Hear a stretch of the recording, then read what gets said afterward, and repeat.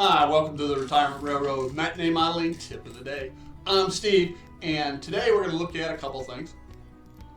You may recall that a couple weeks ago, 2-3 weeks ago, on a mail call, I got these two Burlington twin pack, Walthers twin pack of these Burlington trailers that I'd had on order for a year and a half. It took forever to get them. Every time they said they're coming in, I'd get all excited, and then they'd delay them. So anyway, here nor there, I got them, and I needed something to put them on. Now, it was more common back in the era of the retirement railroad, the 60s, to put them on flat cars. Okay? But spine cars were, cars were being tested in the late 60s, early 70s. So I went ahead and I got some front range spine cars. They arrived on a subsequent mail call.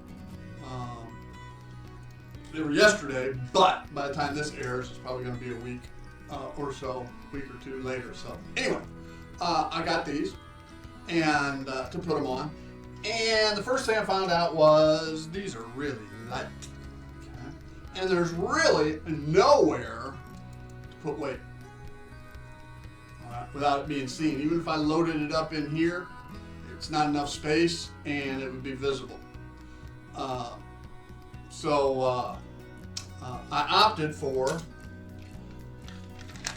loading up the trailers. Okay? And what I used in the trailers were nuts, not Fishers or Planters nuts. I'm talking about hardware nuts. All right, 9/16 nuts inside here. To bring it up to the combined weight and NMRA standards. Okay? And that helped tremendously. Then the next thing I knew is if it came to an abrupt stop, these don't snap in, they just fit in place and lay it on there. So if it comes to an abrupt stop and it's facing in this direction, what happens? It comes off. So perhaps I need to turn it around some, but then turn around on an abrupt start. It does the same thing, even though you shouldn't be doing that. So what I did was, you may see it on here, see that little blue speck? And then on the trailer there's a little blue, that's blue. And I don't have these glued down for obvious reasons. I want to be able to get in there, but just to show you the weighting. Okay. And I'll probably end up using some blue tack to help hold the body of the trailer in place as well. There we go. Okay, so anyway, there's blue tack on the what's called the kingpin, so that when it sits on the trailer, when the trailer sits on the spine car, all right, it is held in place. Okay? So now it won't move. All right. So that solved the weighting issue. The next thing I noticed was these were dragging. Okay? And the reason, I'll take the trailer back off again. The reason they were dragging was these trucks, single axle trucks, have a little bit of a pivot to them, but not much at all. Alright? But the way that they attach is a plastic pin that comes from the frame up through the yellow portion and then the black portion.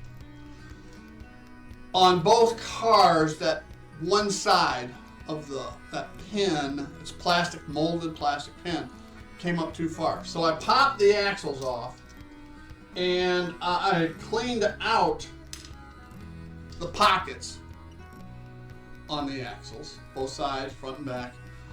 And the axle reaming tool can't fit in there, okay? Because these are 28-inch wheels, not 33s, and there's no clearance. So what I did was I took an X-Acto and just gently reamed that out a little bit, And then I took some very fine 2000 grit wet dry sandpaper and folded it over, put the axle inside the double side, and then just twisted back and forth, okay? And with that, they rolled, both of those things, they roll freely. Okay? So that solved the rolling issue. But because they are 28-inch wheels, they're still pretty persnickety. What do I mean by that? If you have any imperfections in your track, these cars will find it in a heartbeat. So, lower speed, you know, if you're planning on zipping around the track, don't use these cars. Okay? Even with the heavier weighting, they're going to have issues. Got it back in place. So now what I have to do, all right, these trailers came with some detail parts. The landing gear, the grab irons, the ICC bumper, and came with two different sets of landing gear. One in the up position and one in the down position. And you can tell these are old, older style, because they have wheels on the base of the landing gear, and those were done away with legally. Well, you can take them mud flaps. So we're going to detail those now, and I've already got the cars themselves listed in JMRI, and I don't have an industry for them to go to. I don't have an intermodal yard, so these cars will just be set up to run from the Burlington West Western Manifest here into Chicago, and then go back out the Burlington Northwest, you know, Minneapolis, St. Paul Manifest run. You know, just for decoration, so to speak, more than anything else. And it'd be cool to get a few more of these cars. So, anyway, with that, let me get the glue out and files and do some detailing. And there you have it. All right, two front range TTUX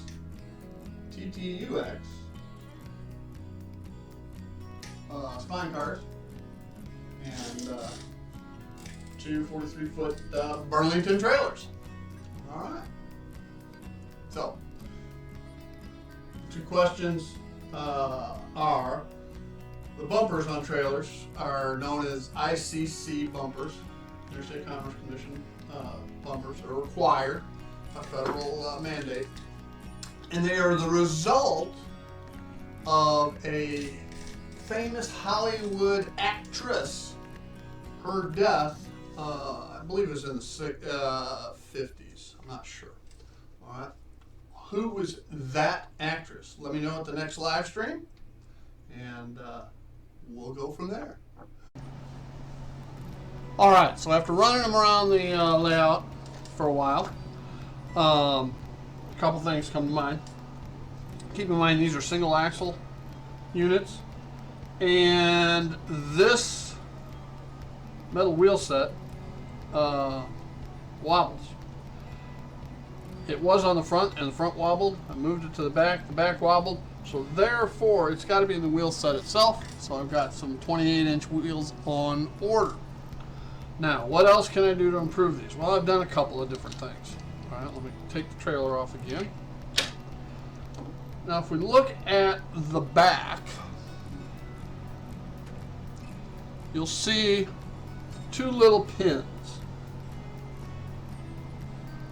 Let me get a little pointing device. Okay. You'll see a little pin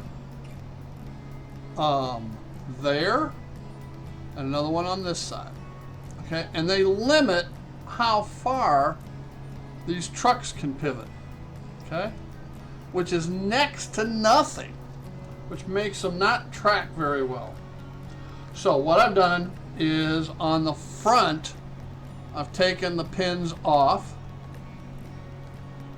The next thing I did was these truck assemblies are plastic pinned to the frames. So what I've done in that regard is I've popped the pin out and replaced it with a screw. Alright, now I had to mill out the plastic a little bit to get the screw to fit where it sits down in and the axle doesn't interfere with it. But now I've got a free pivoting front truck, all right, instead of a stiff front truck.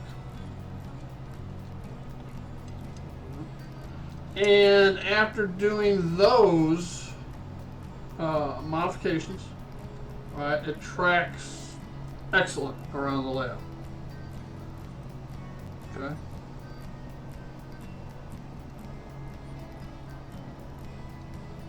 So once I get the other, the new sets of 28-inch wheels, I should be good to go. See how much that pivots so much more. Now it can take much tighter turns. Okay.